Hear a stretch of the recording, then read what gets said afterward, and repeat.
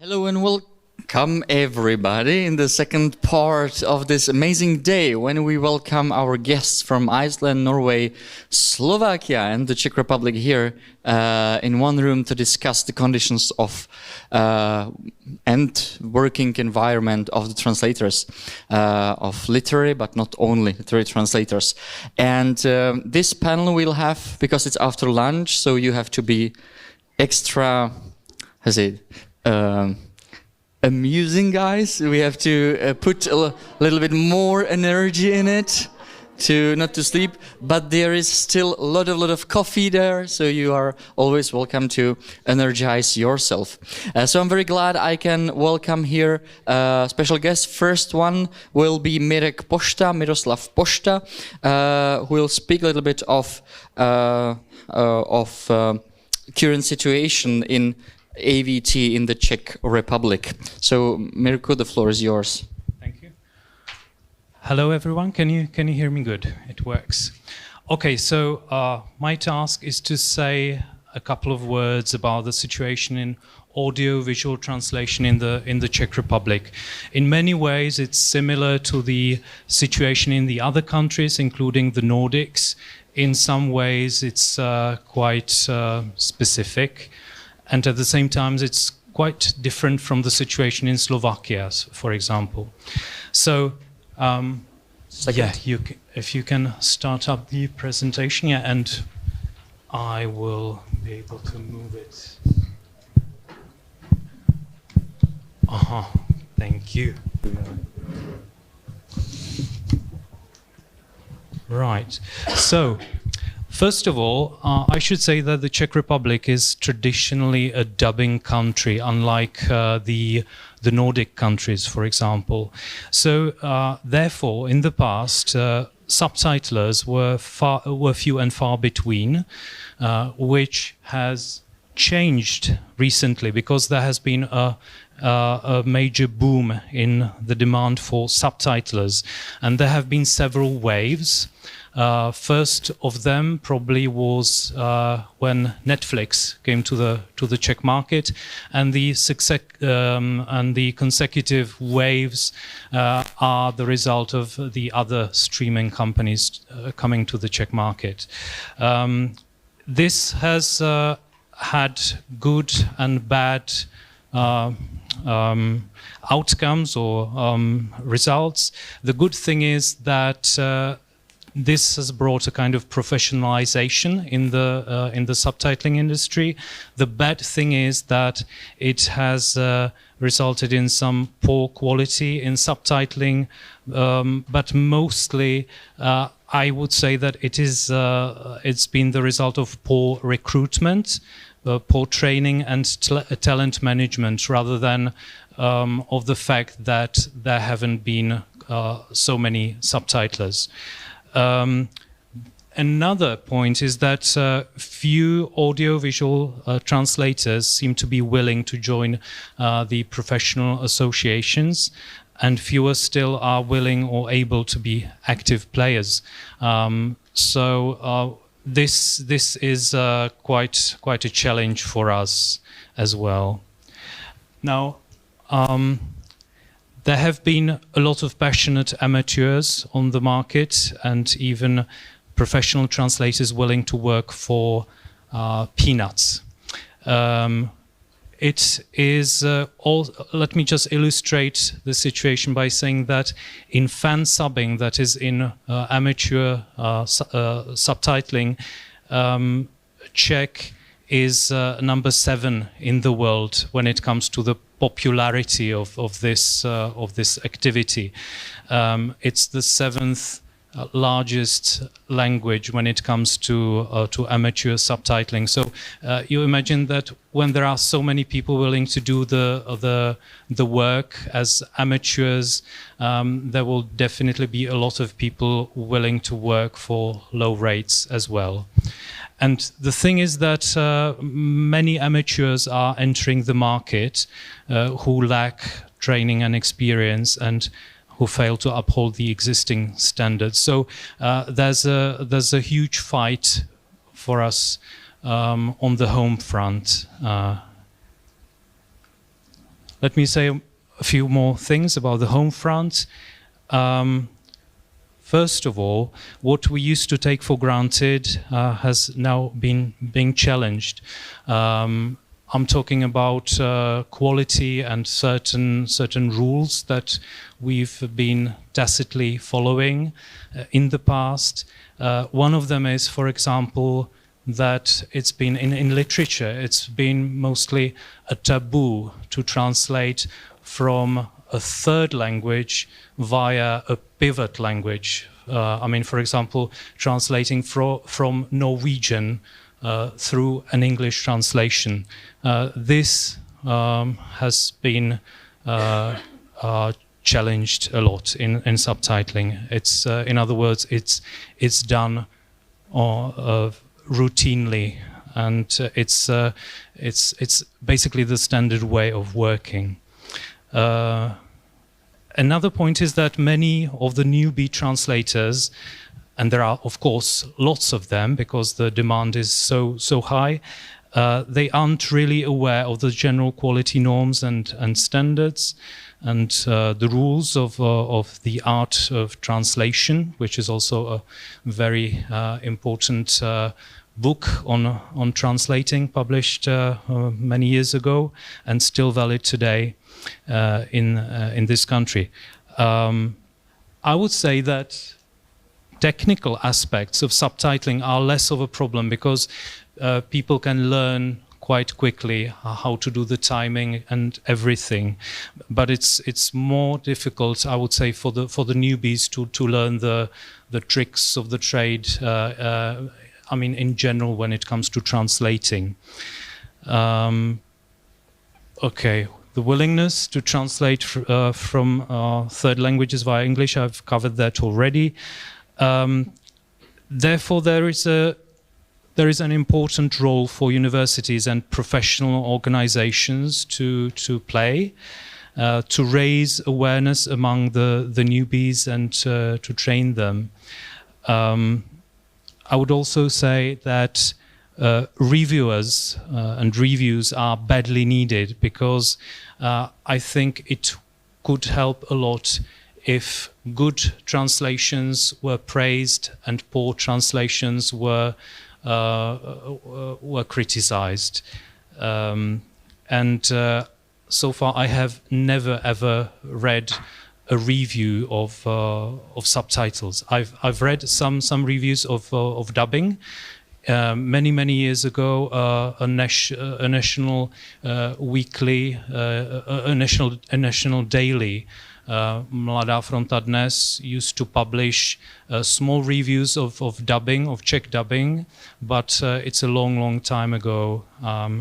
Anyway, there's a kind of precedent that could be followed.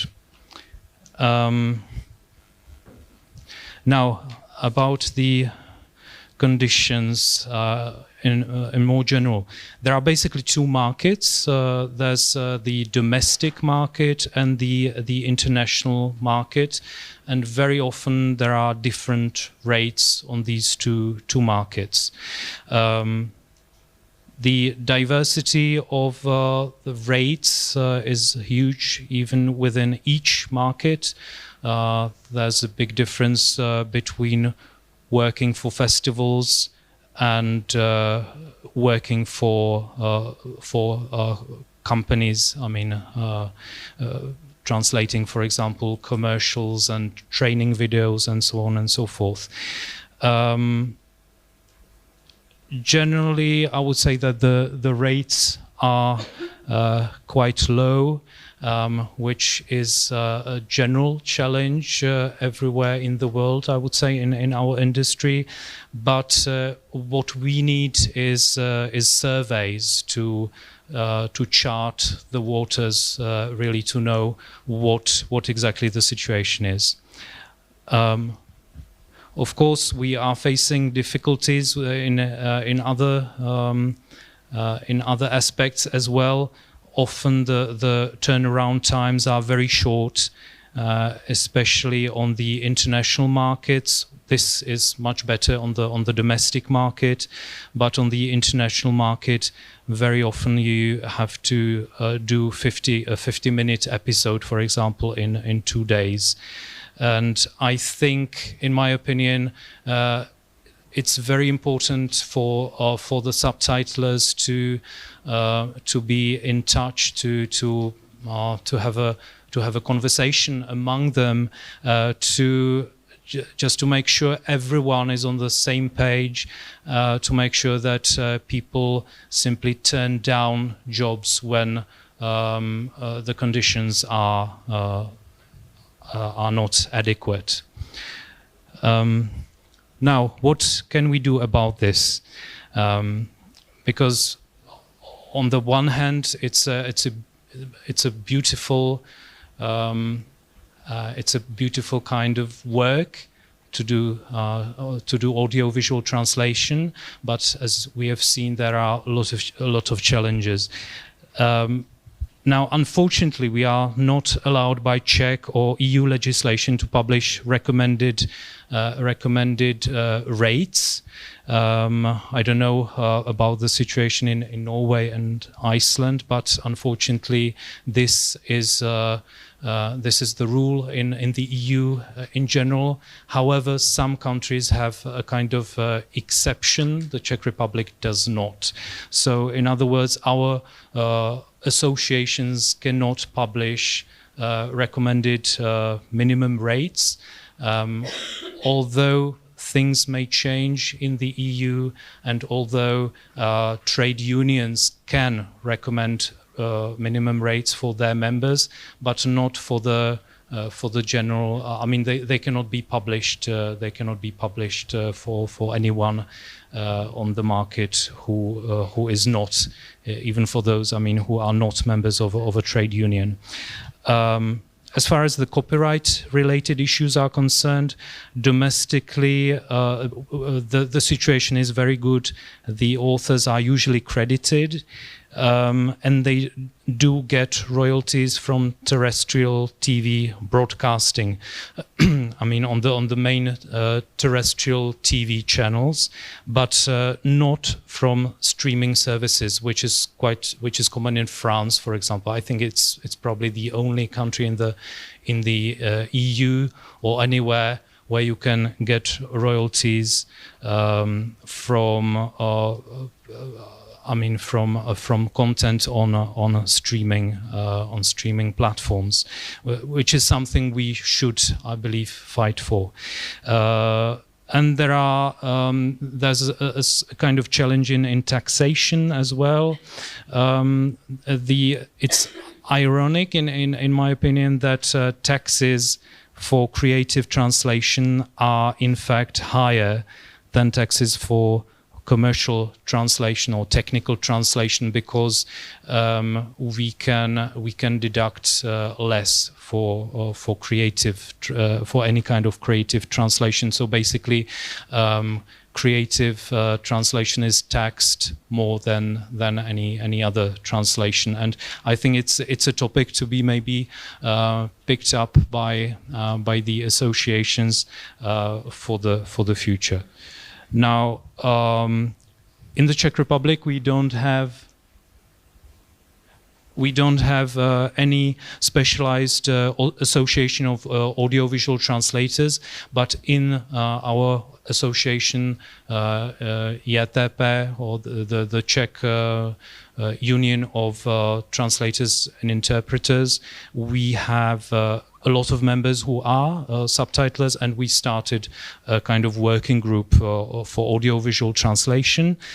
And so, of course, audiovisual translators are welcome to join our association and join our work, join our discussions. And this is exactly what we need, because we all do it in our free time, and there's always so little time. So the more people we are, the better. Now, a couple of words about our achievements of our audiovisual working group in JTP. We've been working on the national standards for subtitling. We are going to hear more about national standards later on from Henrik. We've published the draft on our website. You can easily find it and download it. We've had a number of virtual meetings of our audiovisual members. We have a Discord group where we can discuss things. And we have translated AVTE's Machine Translation Manifesto into Czech, which is something we have written in AVTE with a couple of other people, and then it has been translated into Czech and published, because machine translation is an important issue as well today, so it's very important to have discussions about this. We've had a number of presentations on audiovisual translation at JTP's events, and as I've mentioned, JTP is a member of the European Federation of Audiovisual Translators Associations. And just a few words about our plans. We are planning to finalize the national standards. It's almost finished, so I hope we'll publish them soon. We are planning to send feedback to Netflix on their style guides, which I think it's quite important, because Netflix style guides are available to anyone in the world, so it's becoming a kind of standard for subtitling, because a lot of companies that don't have their own style guides refer to the Netflix style guides. We'd like to do a survey of average productivity. We'd like to work on national SDH standards, that is standards for subtitling for the deaf and hard of hearing, because it's even more of a challenge in that the streaming companies do not respect the Czech usage when it comes to SDH. So when you see subtitles for the deaf and hard of hearing on Apple TV, for example, they don't respect what the Czech deaf community is used to at all, and this needs to be changed. Well, we are planning to do some more workshops. We'd like to compile recommended conditions for audiovisual translators, and of course we need to work to build the community, because so far it's not very lively, and I think I've probably exceeded my time. Finally, I'd like to show you this might be quite interesting for most of you. I'd like to show you. Well, you can't see it very well behind me. This is an example of Czech SDH. You may see that the first line is white, the second one, the other one is yellow. In other words, four colors are used in Czech SDH. Which may not be so unique, because colors are used in some other countries as well. But what is quite unique about Czech SDH is the very specific use of initial hyphens. So if you look very carefully, you'll see that there's no hyphen at the beginning of the first line. And that means that the person was already speaking in the previous event, in the previous subtitle. It is because the hyphen signals a change of the speaker. I think this is unique to Czech SDH. You probably won't find it anywhere else in Europe. And this is something that the international companies don't respect at all, but it's extremely important for the deaf viewers, and this is something they are used to. So it's just one example of something that needs to be fixed, and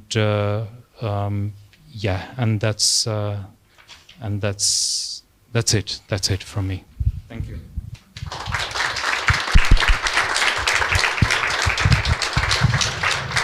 Thank you very much, Mirek. We have to say that watching Netflix in the Czech Republic is quite challenging sometimes with subtitles, with the Czech subtitles. You have to have a lot of patience sometimes, or translate to your partners what the original meaning was. What I'm doing quite often, watching some TV series or film. Thank you very much, Mirek. And now I'll pass the word to the next is Henrik. Yes, Henrik Walter-Johnsen from the Norwegian Audiovisual Translators Association. Please, Henrik, the floor is yours. Thank you very much. First, I'd like to say that I'm very, very impressed with this conference. For such a young association to do this in just 4 years, 2 of which being a global pandemic, is really, really impressive. So good on you for that. Thank you very much for this on behalf of everyone, but that's why we were like, for those 2 years, we were waiting for this and for doing this. Excellent. Now, as Mirek says, Czech Republic is traditionally has been a dubbing country. Norway has always been a subtitling country. In Norway, people read a lot of subtitles, the equivalent of 17 books per year, in fact, worth of subtitles.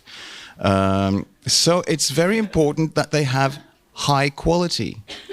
And as far as I know, the tradition of subtitling on TV dates back to 1960. That's when the Norwegian Broadcasting Corporation started its first televised broadcasts. And it's been a great success in Norway and in all of the Nordic countries. People like subtitles, people expect subtitles, and people prefer subtitles. People care about quality, and they love to complain when mistakes happen, which is always a joy when I tell people what I do for a living at dinner parties. You won't believe what I hear.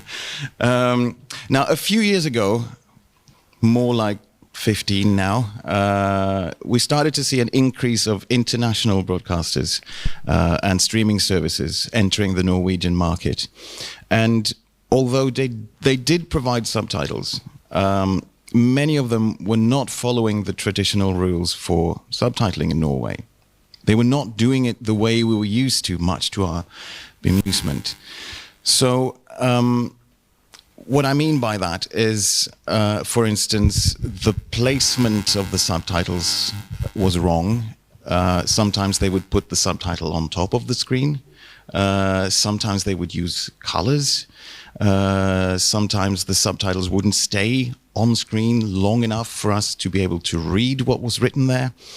All of those things broke with our local tradition. So the subtitles were there, but they were kind of useless. So what can you do when that happens? How do you get multinational companies to follow your local rules in a small country? Well, the very first thing you have to do is to define what those rules are. And so what we did in NAViO, the Subtitlers Association in Norway, we invited people from every level of the industry to come together and work out a document of best practices for subtitling in Norway. And that literally means that we got people together and we sat down around a table, physically in a room, and we discussed word by word what was going to go into those guidelines. And it took a few tries. We were there for some time.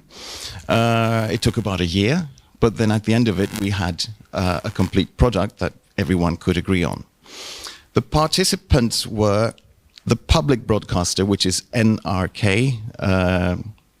The Brits have the BBC, we've got the NRK, which is also the largest broadcaster in Norway. We had the oldest commercial broadcaster with us, a TV channel called TV Norway, TV Norge, owned by SBS. They also own all the Discovery channels in Norway. And we had the largest localization agencies. At the time, they were BTI Studios and SDI Media. Those have both been bought up now by a larger Asian company called AUDIOVISUAL, which some of you may have heard of. At the time, both BTI and SDI were Netflix preferred vendors. We had some highly regarded practitioners from our own association, NAViO, and we had the official Norwegian language council called Språkrådet, which is the governmental language authority in Norway. So all of these people sat down around a table and decided to work out guidelines, or in EU language, best practices for Norwegian subtitling. We tried to invite Netflix to come along, but we didn't have the right people, so we never got a reply from them. Now, years later, when we do know who to talk to in Netflix, we realize that we sent it to the wrong people, but we didn't know that at the time. So every stakeholder was represented by a high-ranking executive, and we had a series of physical meetings discussing the model, and in the end, the document was published on the Language Council's official website. I'm not going to go into details about what the model says. When we open up for questions afterwards, if you want to know more, I can go into more detail if you ask that question. For now, I'll just do the nutshell version. There are three aspects to it. The linguistic aspect, which has to do with the correct use of Norwegian language. The translational aspect says something about the actual translation. And the technical aspect, which covers how the subtitles behave on screen. So this was a great success in Norway. And everyone applauded us for doing such great things. But still, Norway is just a small market in a big world of TV and streaming. And it would probably be beneficial if more countries made similar guidelines. And so we set out on a quest to conquer the world. And first we went to Denmark, where we, as you do, when you come from Norway, you go to Denmark. And the Danes were very eager to follow in our footsteps. Now, the Danes did it a little differently. Instead of inviting everyone physically to come in a room, they chose two very merited subtitlers to write the Danish guidelines by themselves. And then once they were finished, they took them to all the other stakeholders in the industry and asked them to approve by signature. And that meant that the Danish guidelines are much longer. The Norwegian is only 4 pages long, including pictures. The Danish is 20 pages. But they had a lot more signatures as well. They had practically everybody in the industry signing the Danish official subtitling guidelines. And they too were published on the Danish Language Council's websites. Next came Finland, then came Sweden, the Netherlands, Germany, Slovenia, Croatia, France, and then I'm keeping my fingers crossed for Czechia to be the next one out. So the snowball has started rolling. Several European countries have followed suit. I have also been to China and to Russia to talk about this. They have, to my knowledge, not started working on it, but they have appointed people in charge of this. In the United Kingdom, they have done something a little differently. The British Association for Audiovisual Translators, called SATL, they have developed guidelines that they recommend their members follow, which is a little bit different. It's not approved by the entire industry, but it's recommended for the British members. And we're also hoping for Spain, which is an important country in audiovisual translation.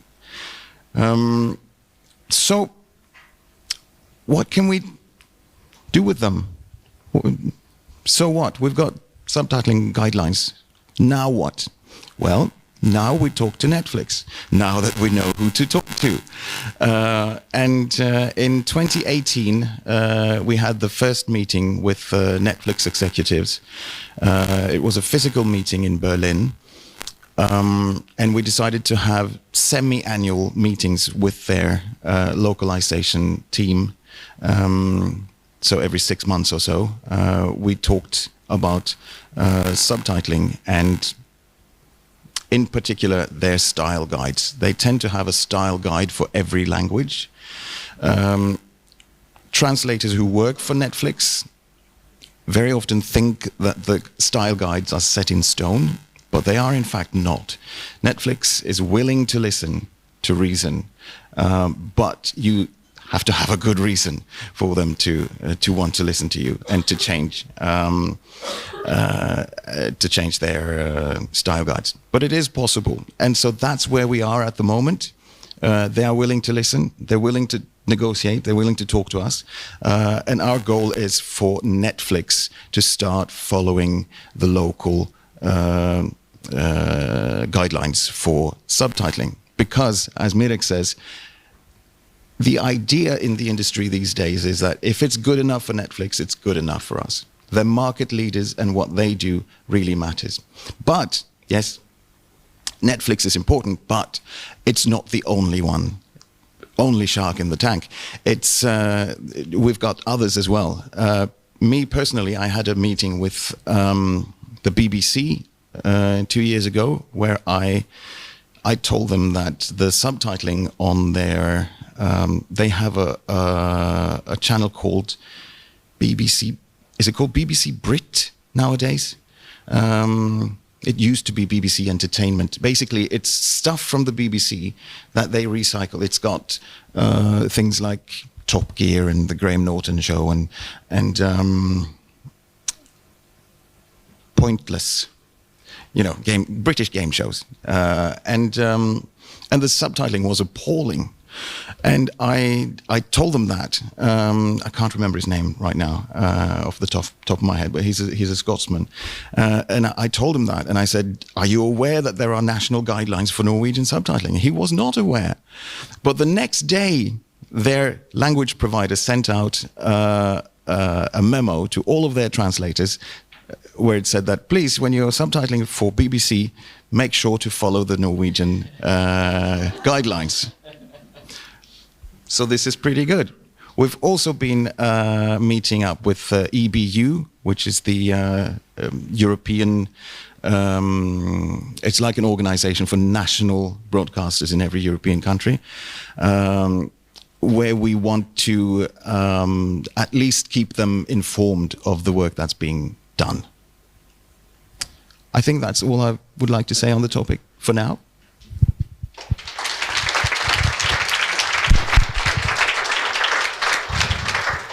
Thank you very much, Henrik. Thanks a lot for this input. Yeah, hopefully the Czech Republic will be the next one on the list. That's true that thanks to Netflix and all those international global stream services, you can see a lot of Norwegian and Swedish and other TV series we would never see. So, but one I was speaking about when it was very challenging to watch the TV series was a Norwegian TV series which was called Hjem til jul, Home for Christmas.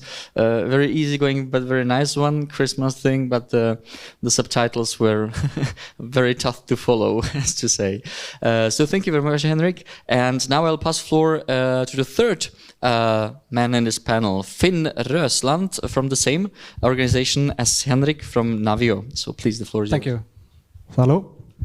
Yeah, so I am an audiovisual translator and a subtitler. And growing up in Norway, I never had like any role models as subtitlers. There was not a dream for me to become a subtitler, but I had some language skills, and I learned language when I was a kid, the different languages like Spanish and English. So I had kind of the basics that I needed for the job.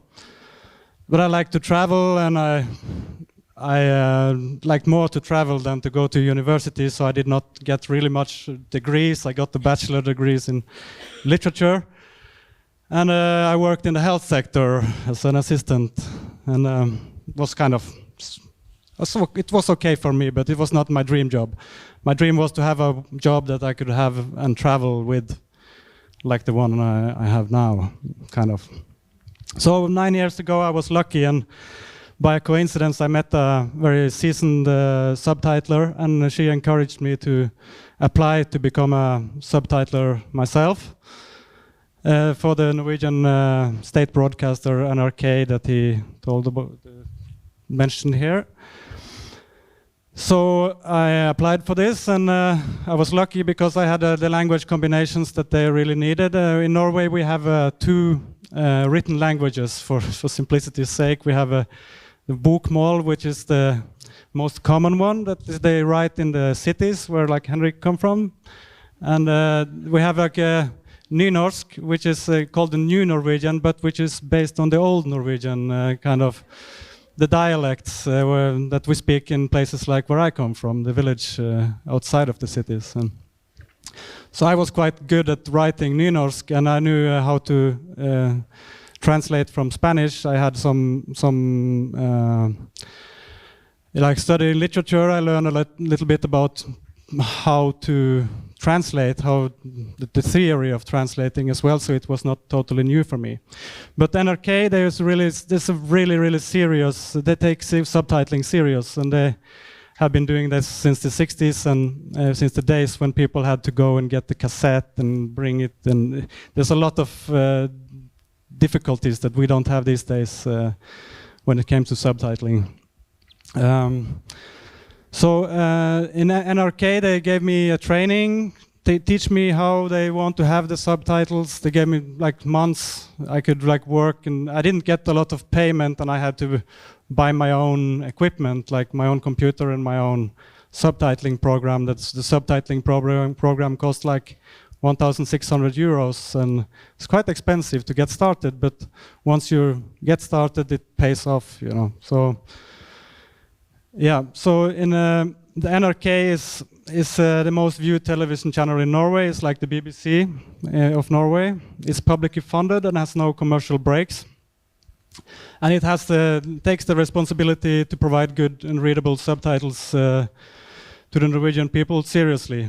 And their viewers complain, like my father did when I was a kid. He was always like pointing and shouting to the screen when there was like a bad language or bad in use of especially nynorsk, which he loved. So we are like in Norway we are very demanding when it comes to subtitling, and NRK is like the leader both when it comes to quality and when it comes to paying the subtitlers. I didn't know that when I started, but my friend told me that this was a great opportunity, and I took it, and I was very lucky to get this job. Yeah.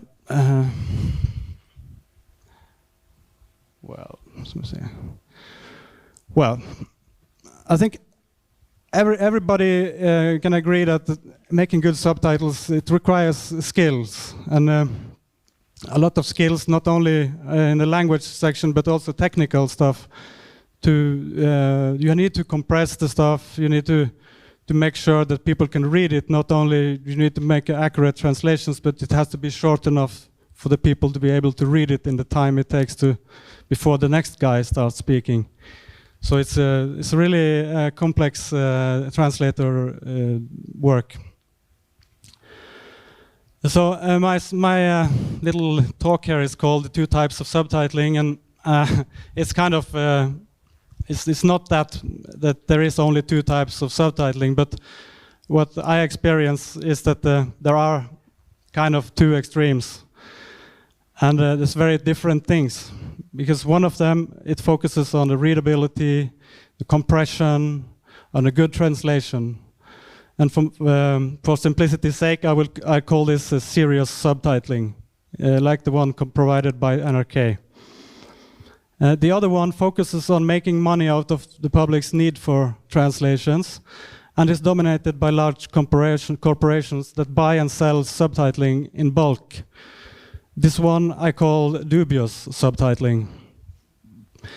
In serious subtitling, the subtitler is considered an expert both in the linguistic aspect and the translation from the linguistic aspect, the translation from source language to target language, and the technical aspects of making subtitles.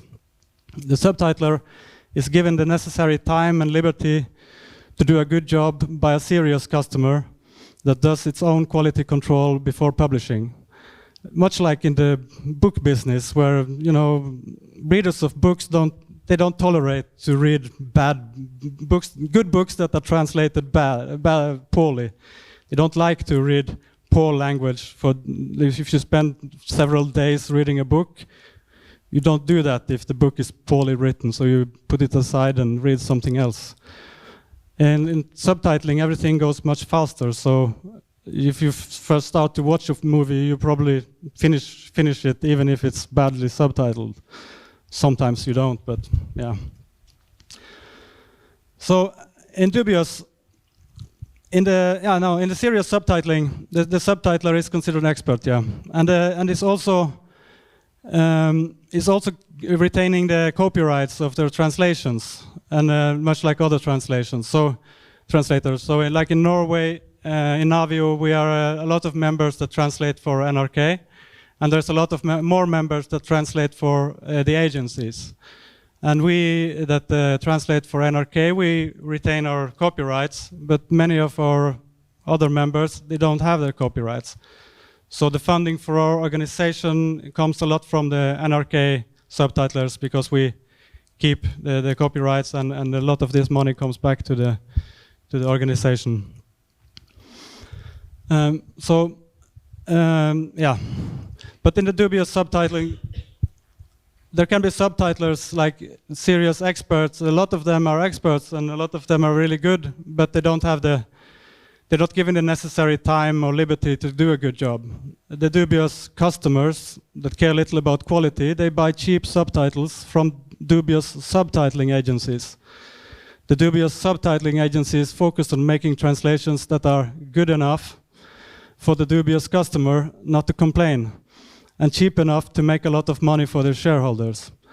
So really good subtitles can occur in these occasions, but it depends on the subtitler being exceptionally quick and or exceptionally diligent. In this market, large translation agencies compete when it comes to who can most effectively, cheaply, translate big batches of content to many languages. They try to pre-process translations so that they can justify paying the subtitlers less money to do the required work, And their wet dream is to get machine translations that are good enough.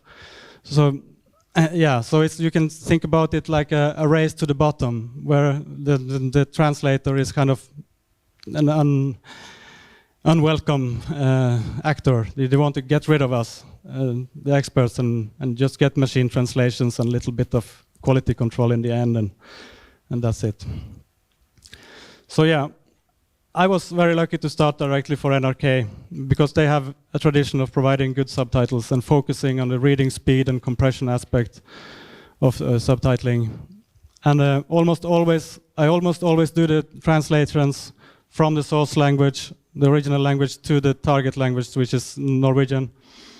And they gave me training, and they give me feedback on my translation so that I can improve and know what's good and what's not good. And this is also when you talk about subtitling, there is a very, very wide range of paying for fees.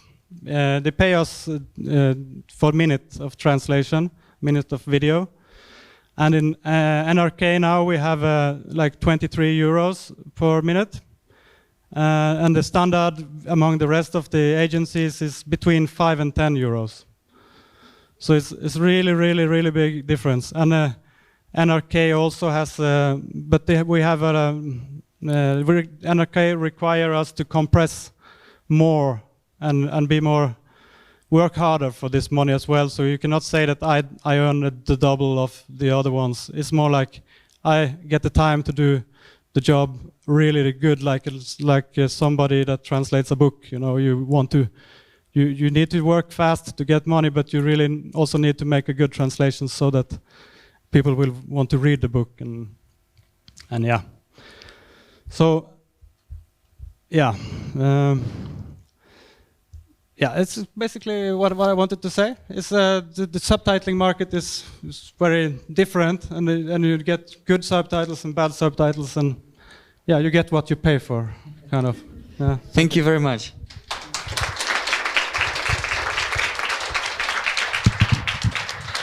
Thank you very much, Finn. It's nice to hear about it, because I thought, as the Czech Republic is a market of dubbing, or a country of dubbing we were speaking about, Mirek was speaking about, then I've heard that Norway was a country of voiceover, and there was this big tradition of voiceover. Isn't it true? No?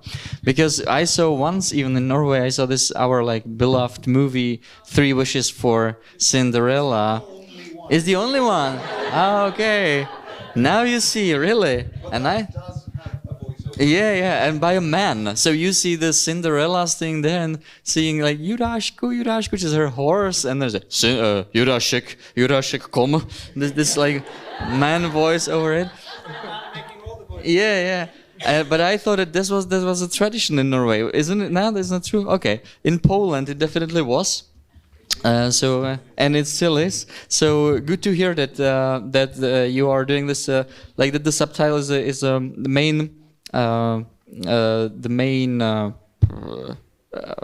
to say? Yes, so that you can because then you can also like hear the original band, which is like the filmmakers made the movie with the original. They wanted to have it somehow, and then you can still preserve the original feelings, and you can just like read the information about what is it about. It's great, and it's great that the viewers are not that lazy and they want to read it, because it's not the case of the Czech Republic, as we spoke about. So now we will have a little bit special case, because Manuela, who is from Norway, will speak in Czech, and she will deliver her paper in the Czech language. Please, if there is somebody who doesn't understand Czech, you will receive the paper, or you already have them. Great, perfect. So you have the English translation, and now I'll pass the floor to Manuela. Manuela, je to vaše. Děkuji. Nevím, je to zapnutý, nebo... Funguje to, dobře. Dobrý den, já vás zdravím. A jak už jste slyšeli, moje jméno je Manuela Hotvedt. Já jsem rodila Němka, ale žila jsem 15 let v Čechách. a teď už žiju 10 let v Norsku, takže já jsem si dovolila používat ten jazyk, který je mi blíž než ta angličtina, to byla ta čeština rozhodně. Především chci poděkovat překladatelům z severu za tu pozvánku, kterou jsme dostali a za tu možnost, že si můžeme tady vyměnit zkušenosti v našich oborech, které jsme získali. Dlouho jsme se na to setkání těšili, korona nám udělala trochu čáru přes rozpočet a konečně jsme se dočkali, že tedy v dubnu jsme se tady mohli sejít. Já mám s sebou svou milou kolegyni Anetu Ormund, která bude promluvit trochu později o činnosti v naší organizaci, co my děláme pro svoje členy. A mojí úlohou je, abych vám trochu nastínila tu situaci odborných překladatelů v Norsku, jak to v současně vypadá a jak to už bohužel nějakou delší dobu vypadá, nic se na tom nezměnilo. Od těch zde přítomných organizací se liší naše organizace NORFAG nejspíš tím, že my nemáme žádnou organizaci, která by byla, nebo žádný orgán, který by byl nám nadřazený, který by hájil naše zájmy a který by nějak definoval, jak vlastně ta překladatelská práce má vypadat.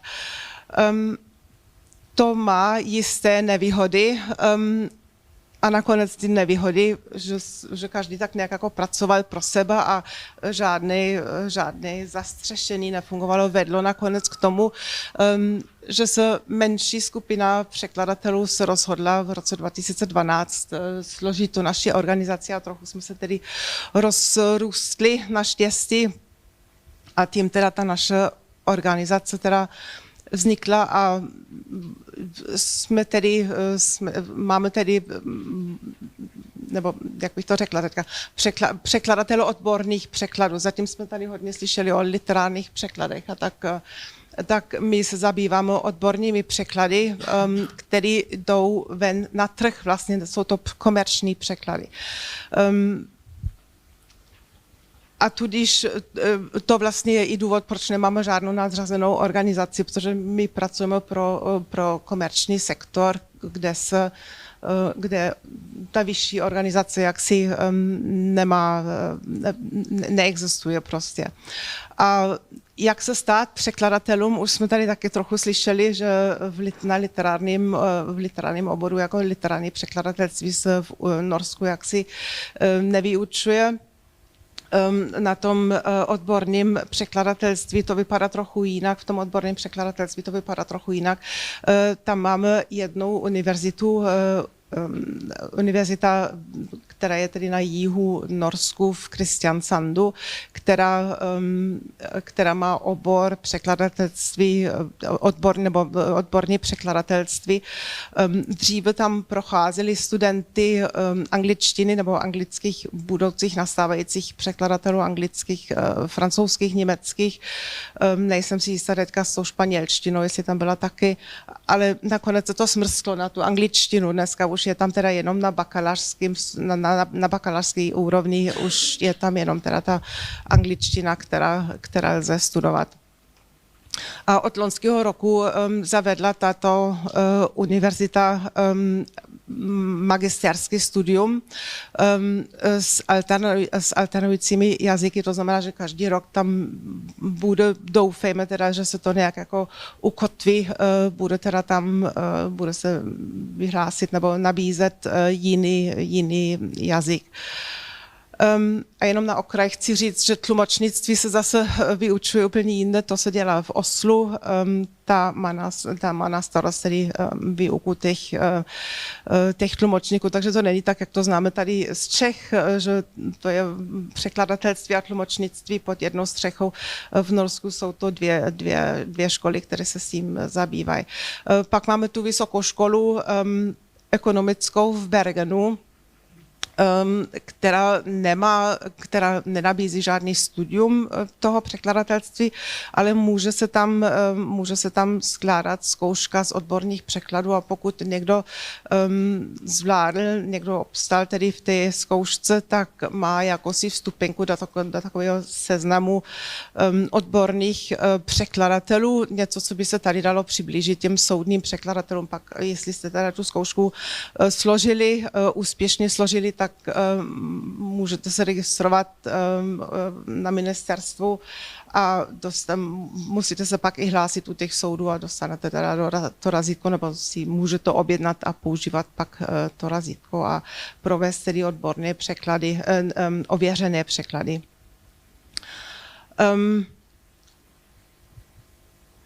Jak bych tady teďka, já se musím podívat.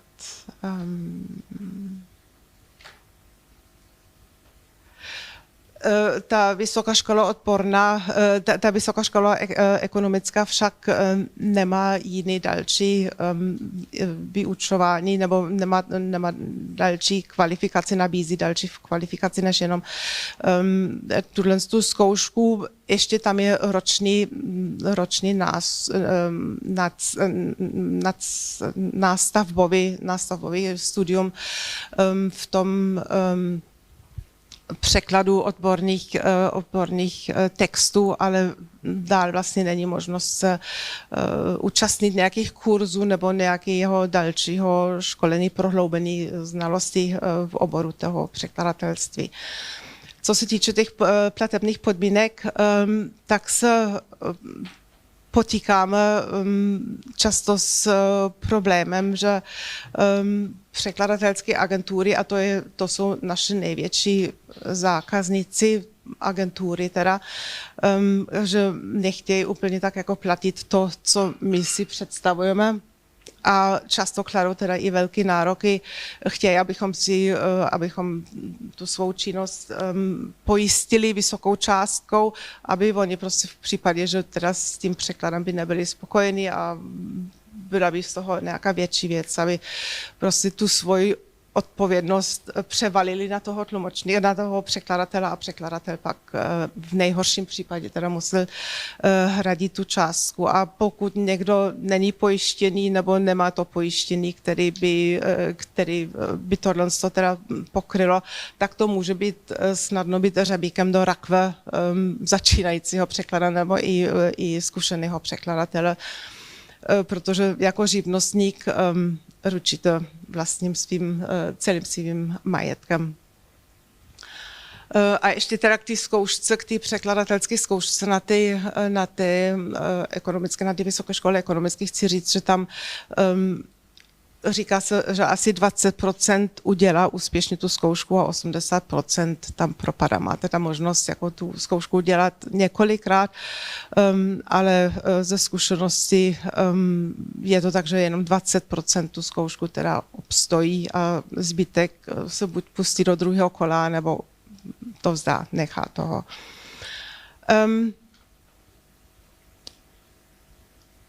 Dalším problémem, který máme s těmi agenturami, ještě bych se vrátila teda k těm agenturám, další problém, který tam máme s těmi agenturama, je nejenom, že nám platí málo, ale oni si vyžadují i dlouhou platební dobu, dlouhou splatnost tedy. A od vystavené faktury až k zaplacení může uplynout až 70 dní. A teď si dovedete představit, jestli máte platit teda svoje měsíční výdaje a máte čekat 70 dní na zaplacení ty faktury, tak to může být docela náročný také.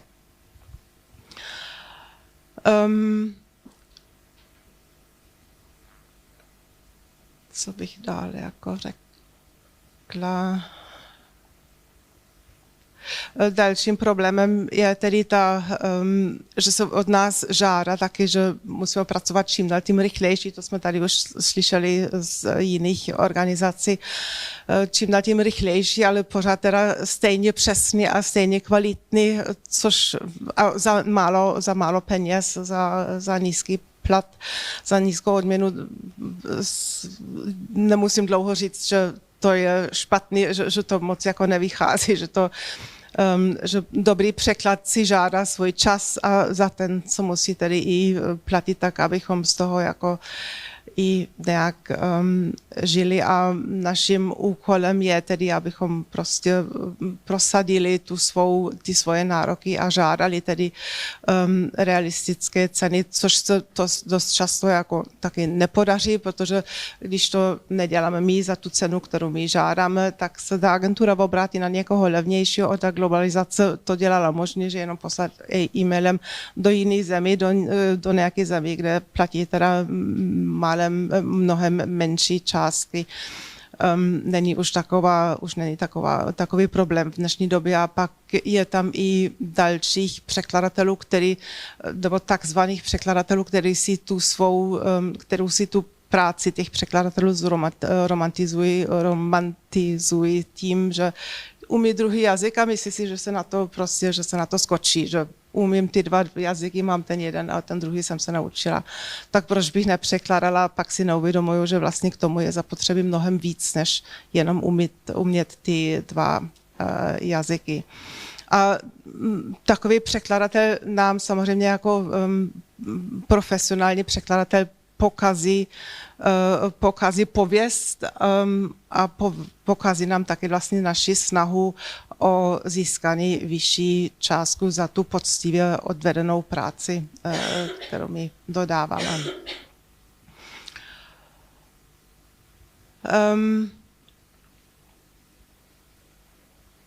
Další nevýhodou, kterou my se potýkáme nebo dalším problémem, který my se dotýkáme je, že agentury, s kterými spolupracujeme, často mají svoje vlastní podmínky spolupráce a ty smlouvy, které oni nám navrhují nebo posílají, jsou často několika stran, mají často několik stran, jsou v angličtině pro jednoduchost, aby to mohli rozeslat teda ve všech zemích a všem překladatelům. Nehledě na to, jestli tam teda ten překladatel pracuje s angličtinou nebo nepracuje s angličtinou. A ta angličtina je pak často má tak vytříbený právnický jazyk, který běžný překladatel vůbec jako nemůže pochopit a nemůže vidět ani vlastně konec toho, jako když opravdu dojde do tuhýho, dojde k tomu sporu, k nějakému, co by to vlastně mělo za následky.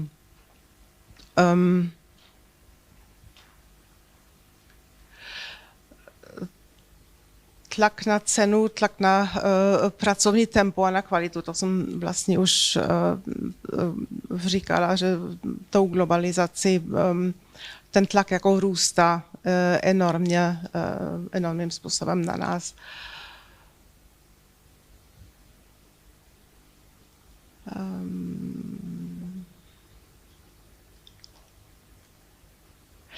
NORFAG je taky jedinou organizací, která teda sdružuje odborní překladatele. V Norsku je to rozdělené, prostě jak se dneska poznali, že každá větev překladatelská má svou vlastní organizaci.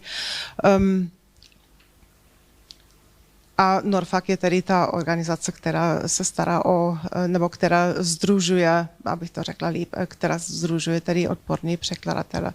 Do budoucnosti bychom si přáli, aby ta profese odborného překladatele byla více váženou profesí, aby platební podmínky a pracovní podmínky byly na takové úrovni, aby překladatel z toho i mohl dobře se uživit.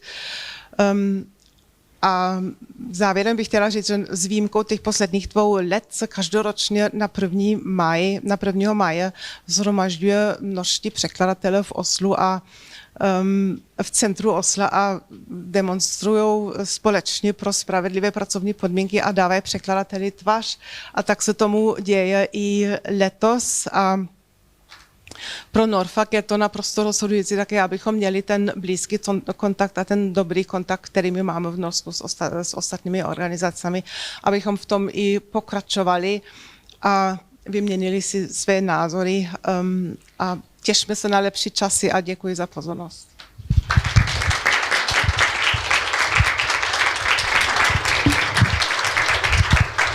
Moc děkujeme, Manuelo. Thank you very much, Manuela, for your input. So we'll have some demonstrations here on the 1st of May. It's maybe something we should think about. We will prolong a little bit our debate because I want to have at least 15 or 20 minutes for this debate, and thus we have to shorten a bit your coffee break. Do you have any questions from the public directly? No? If not, let's go for it, please. Yeah. Lose any time. I wanted to ask. Okay, I'll put the mic. Hello. I wanted to ask if any of the guidelines specifically mention translational aspects and translational problems, because so far what I've seen, all of them deal with technical aspects, linguistic aspects, but I think the main problem with these translations is the translational aspect, and I just wonder if there is any way that they can encompass this problem. Thank you.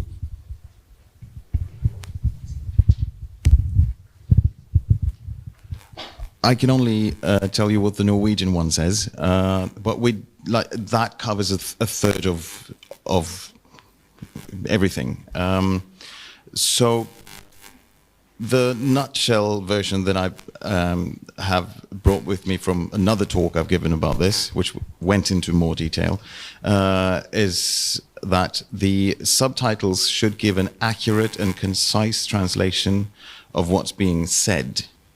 The translation should also reflect style and tone.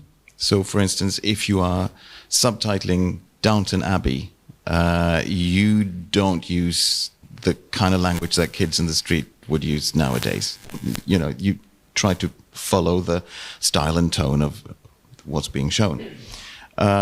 We also use the correct technical terms in films that contain technical terminology. I used to have a turtle, which was a green ear slider, that's the name of that particular turtle. You don't translate that with simply turtle when it has a more specific name. All facts have to be checked, of course. That can take a lot of time. Names, numbers, titles, transcriptions from other alphabets. If, for instance, you're talking about Tchaikovsky, that name is spelt in a very specific name in Norwegian, and you have to spell it like that. It's not good enough to spell it the way that they might have spelt it in your English template, because the English transcription is different from the Norwegian. And also this covers coordinating uncommon or made-up terms across episodes. For instance, The Lord of the Rings talk about orcs. Nobody else outside of that universe talks about orcs, but it's important that the word orc, if you're going to make up a word for it, you use the same word throughout all of the films. Yeah. Does that answer your question? Yeah.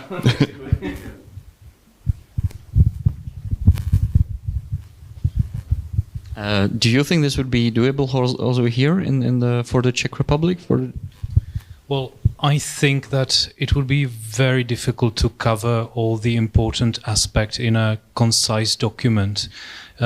You would need maybe 50 or 100 more pages for that, and it's something that has been so well covered in literature in the past that I don't think it's necessary to include in the subtitling guidelines. After all, there are 5-year study programs where the students study the art of translation. So in our guidelines I think we have some references, although I'm not so sure. But we've covered, as Henrik says, we've also covered these some of the most important things, such as transcription or transliteration, and we also emphasize the importance of having using adequate translations, not literal translations. But I don't think really it can be covered in a document like this. Thank you very much. Any other question right now? Yes, there is. Hi, I have a question on for Henrik and Finn, because you both mentioned that like Norwegian people are very demanding of high quality subtitles. So where do they complain if it's not like Finn's father in front of TV screen? Where do they complain nowadays? So the TV network knows that there's something wrong with their subtitles. Do you have some websites that review subtitles, or just social media, or do they send actual emails to the television or something like that? Yes, all of the above. But in my experience, especially at dinner parties. But yeah, social media. Occasionally, at least once a year, you will have some kind of thread where people talk about these famous faux pas that we've done in the past. There's one, if I'm allowed to say the SEX word, someone misstepped there because I think it was an episode of, it was either Friends or Seinfeld, where they talked about makeup sex. Which is the kind of get-together you have. You've had an argument, you've been unfriendly, and then you make up, and then you go off and you have sex. That is not the same as this other kind of makeup. But that's how it was translated. And so that's an innocent mistake, but a mistake nevertheless, and a very funny one. And I think it was someone made that mistake 25 years ago, and people are still talking about it. But what we are doing is we are working with the Norwegian Language Council at the moment to develop what we call a portal at their website. It's going to be somewhere. It'll have to be, well, possibly now an app. But definitely a place on the web where you can easily log in and report errors with subtitling. And hopefully we'll get that going soon, so that we would have an official place for people to complain somewhere which is not the actual service providers domain.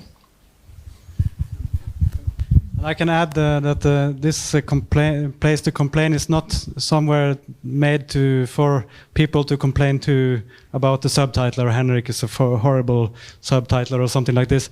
It's more for to show the basic problem that there's a symptom that the bad subtitling is a symptom of low wages, of pressure on the subtitler to deliver things yesterday, you know.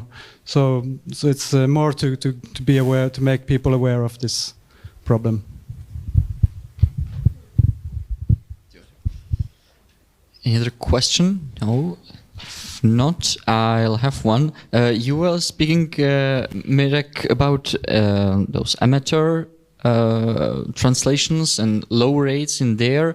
I think this is no more a case, or there are because of like a lot of professional translations right now for Netflix and others. So those amateur are, this is lower. They're lower. Like the cases are, the number of those cases is lower and lower. But what is more and more important maybe nowadays is this. How do you call it? Robotic translation and machine translation, and help of the machine translation. So I would like to ask Manuela and guys, you how this is reflecting in your countries, how this is, if you speak about it, if it's more and more important for those, because you were speaking also about agencies and agencies pressing on a like shorter time, and then maybe, but still the same quality, but maybe they will be happy enough with the machine translation one day because of their like lower standards or patience maybe.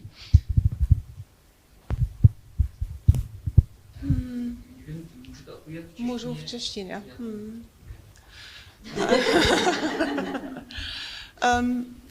Ten strojový překlad, ten je samozřejmě problém, s kterým se často potýkáme. Málo kdy je agentura spokojena s tím strojovým překladem, takže oni chtějí po nás, když nám teda pošlou ten strojový překlad, abychom ho zkoukli za velmi nízkou cenu. Děláte to? Já to nedělám, tomu se říká pak post-editing a to je takový docela neoblíbená činnost. Málo překladatelů se k tomu, jak tomu uchyluje, nebo jak bych tomu řekla, ne? Se k tomu, ja,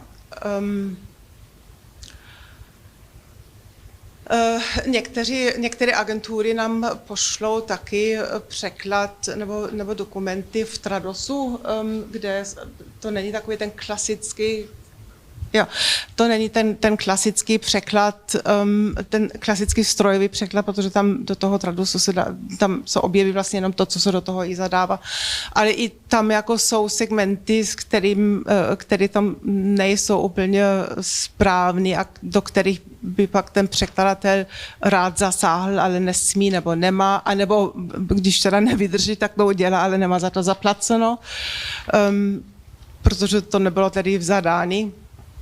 Takže ten strojový překlad je velký problém. To, že by byl dostačující, jenom to tam hodit prostě a pak to dát tomu zákazníkovi, to jsem nezažila a to jsem ani mezi kolegy, jsme to zatím jako nezažili. Vždycky se žádá, aby to pak byl i dobrý překlad a ten si žádá prostě svou cenu, kterou my nemáme v současné době a o kterou my bojujeme, abychom ji pak jednoho dne i dostali.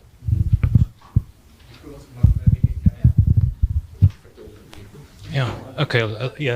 Let me translate. So, machine translation is indeed a challenge that we face quite a lot.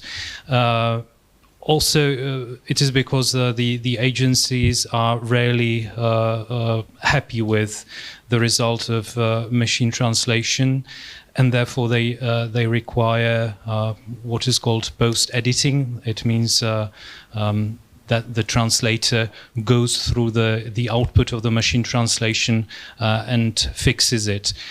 Myself, meaning Manuela, I don't do post editing, and very few translators are willing to do that.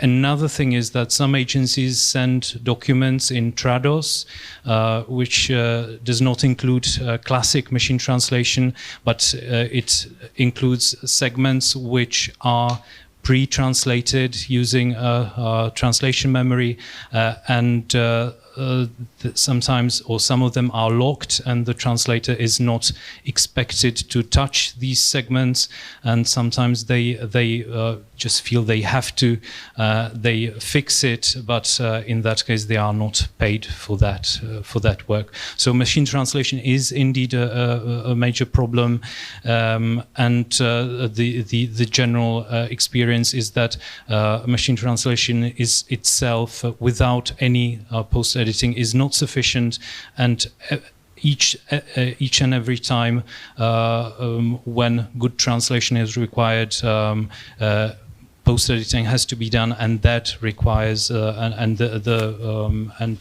when someone requires a good translation, it has to be paid for in adequate terms. Thank you very much, Mirko. Do you want to add something? Because I'm also asking you about the role of if you see some increasing possibilities in this or threats.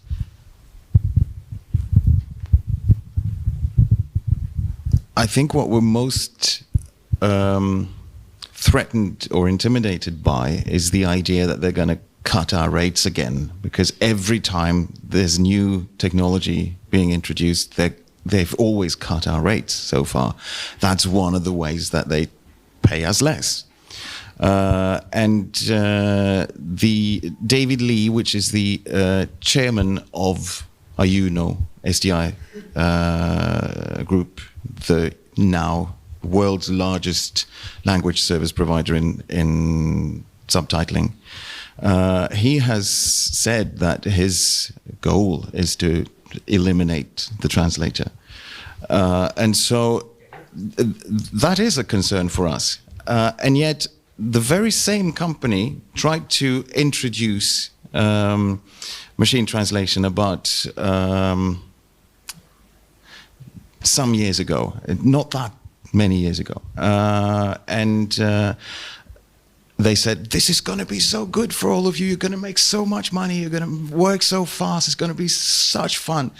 And then it turned out that the translators didn't like it. And when they'd done it for a while, it didn't also produce the desired results. It wasn't that good, actually. And so we've had meetings with them now, and they're saying that, well, actually, we're only using it on about 10% of our entire workload, and we have no specific plans to increase that. So far, they haven't used it to cut the rates either. So they have been introducing it as a tool that we can choose to use or not. It won't affect the rates. And then if you can get some good ideas from it, I personally have never used it. Neither have you, I suppose, because you don't work for them. So I don't know how useful it actually is, but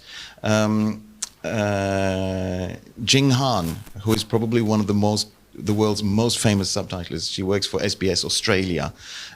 She single-handedly made a Chinese talk show a hit in prime time, Australia, in Chinese with English subtitles, because she's that good. And she said, if they're going to change, if they're going to take away the fun out of subtitling, I'll just find something else to do. I can add that I have actually used translation engines, but for other work, not for subtitling, for translating web pages for a technology company. And it helped. Then I was kind of my own boss, so I had my good rate, and I used the translation machine to work faster and get more money from this. So it can help. It can be helpful. And I read this machine translation manifesto that IVT has produced, and they talk about how machine translation can be a tool that the translator can use as a help, some kind of help, that the machine can kind of search different things for you. I know that Netflix, they have their own subtitling platform, and on this platform, which is different from my program that I use for subtitling, they get also a lot of other information. If, for example, they're talking about animals on the savannah, when you're talking about this specific animal, you get kind of an explanation of this, maybe the Wikipedia of what this animal is called in Norwegian and whatever. So it could be helpful to get all these things in the screen. I don't have to switch between things, but yeah, so it can be helpful, but it shouldn't be used to reduce the rates, because it's already low, and for most of people, and yeah. And what we've emphasized in the manifesto is that machine translation should be a tool, and it should be optional, and it should be up to the translator to decide which tools he or she is going to use. And also we've suggested that the machine translation should not come pre-filled in the boxes where you type your translation, because when it's already there and when it's not easy to remove it, to delete it, it may affect your decision making during the translation process. And then it is up to each and every one of us if we are strong enough to resist the, what we see. So we have different styles of work, and everyone may prefer something different. So it should be up to us to decide and to configure to sort of set the right way of working for every and each of us. Because a lot of subtitles here, as you also mentioned, are made through English more and more. It's more and more the case, especially because of the streaming services we are speaking about, but also for the festivals. For example, Karlovy Vary, the biggest film festival in the Czech Republic and the most famous one, is still using agency who is still translating all the movies via English language.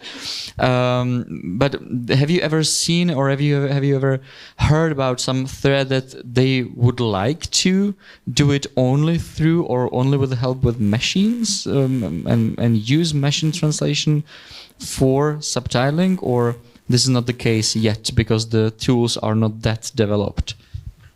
No, not yet, and I don't think it will ever be possible in subtitling, because there's so much context which is beyond the words. So much depends on the scene, on the action, on the other context. So when you use machine translation for other types of text, it can be really helpful. In subtitling, it can be helpful, but not so much, because the machine always misses a lot of the context. You get so funny suggestions. The most chronic, the most notorious thing is that the machine cannot guess the gender.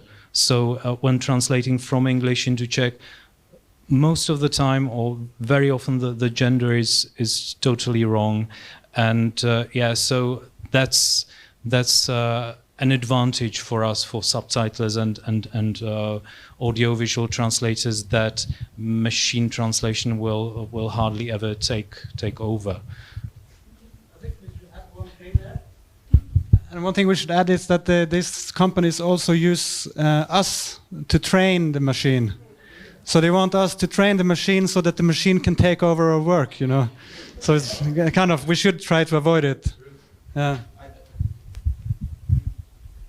I would also like to point out that, especially in audiovisual translation, machine translation is particularly unhelpful, because everything we do is so much context-based, and it's it's not just words on a page. It's body language, it's intonation, it's all sorts of other things that the machine cannot pick up.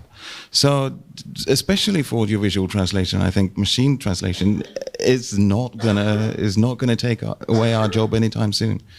Might change it, but not take it away. I see your point, but on the other hand, in one movie in a Karlovy Vary Film Festival, which was a Swedish movie, you could read in the subtitles that because they said we still have it like we still have it 10 miles to Gothenburg, and the translator did it like, because miles in Swedish language, it's like, I don't know if maybe it's in the Norwegian 10 kilometers, but in the subtitles you could read we still have it 15.65 kilometers, and then to Gothenburg, like to English Gothenburg, not Göteborg, but Gothenburg. And then I was thinking, okay, so maybe the machine would do the same thing. Maybe the machine would do the same mistakes. And then if there is no one who cares about, the final quality, but as you see, of course, the machine doesn't see the screen yet.